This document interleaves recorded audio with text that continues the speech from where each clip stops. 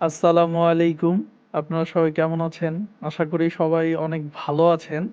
তো আপনাদের মাঝে আজকে আমি ২ টা চীনা হাঁসের ভিডিও নিয়ে আসছি।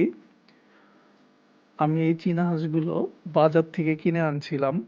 তো এখন হচ্ছে এই চীনা হাঁসগুলো ডিম পাড়ার মতো অবস্থায় আছে। হয়তোবা ২-১ দিনের মধ্যে ডিম পাড়বে।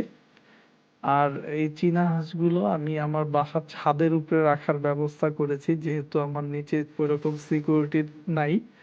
হাঁসগুলো রাখার মতো ভালো জায়গা নাই। তো আমার বাসার ছাদের উপরে ছোট্ট একটা জায়গা আছে যেইখানটাতে আমার এই হাঁস দুটো থাকে।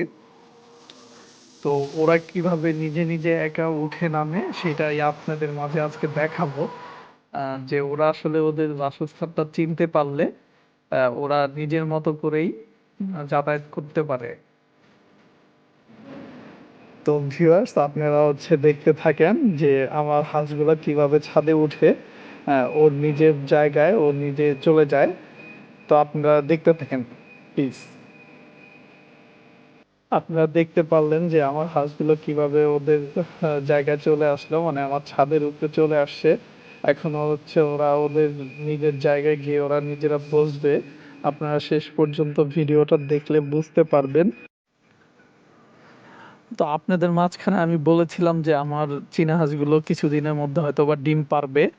তো আমি চাচ্ছিলাম যে ডিমগুলো আমি আমার চীনা হাঁস দ্বারাই বসাবো। সেটা কি আসলে পসিবল হয় কিনা আমার এই ব্যাপারে ভালো কোনো ধারণা নাই।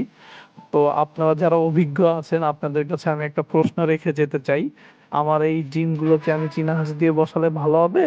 বা চীনা হাঁস কি ডিম নিয়ে বসে কিনা? উম তো এইটা আপনারা জানালে আমি খুবই উপকৃত হব। আর আমার এই ডিমগুলো আসলে কিভাবে বসালে ভালো হয় আপনারা যদি আমার কমেন্টে এসে একটু বলে যান, তো সেক্ষেত্রে আমার জন্য খুবই উপকার হবে। তো ভিউয়ার যারা আমার সম্পূর্ণ ভিডিওটা দেখছেন তাদের হচ্ছে অসংখ্য ধন্যবাদ আমার সাথে থাকার জন্য। আপনারা যারা আমার চ্যানেলে নতুন আছেন সবাই আমার চ্যানেলটি সাবস্ক্রাইব করে দিবেন। আর সবাই ভালো থাকবেন। আসসালামু আলাইকুম।